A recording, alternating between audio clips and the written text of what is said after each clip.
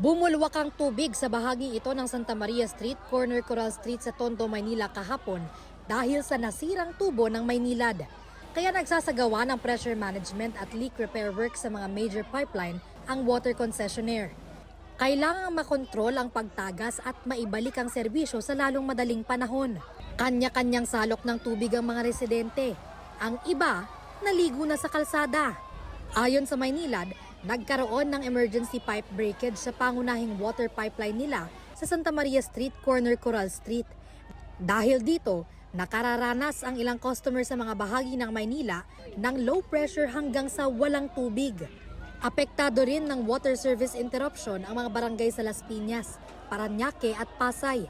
Gayon din sa ilang lugar sa Bacoor, Cavite City, Imus, Kawit at Rosario sa Cavite.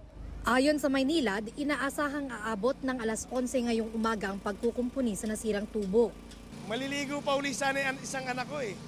Kala ko meron pa eh. Talagang ang hirap po, matutulog ka ng napakainit tapos walang tubig, hindi ka man lang makapagbuhos kahit konti man lang. Napakahirap ng walang tubig. Sabi nga, ang walang kuryente, mapagtitiisan po. Pero yung tubig, maraming gawain na kapaki-pakinabang po yung tubig. Ang laking perwisyo rin yun, lalo't mga papasok sa trabaho. Diba? Ano lang ba yung nasalok namin dito? Pangbanyo, panghugas ng pinggan.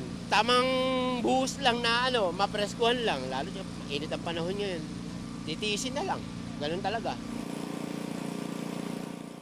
Imbis na matulog, maraming residente ang pumila sa truck ng bumbero at may daladalang timba para makaigib hanggang madaling araw kanina.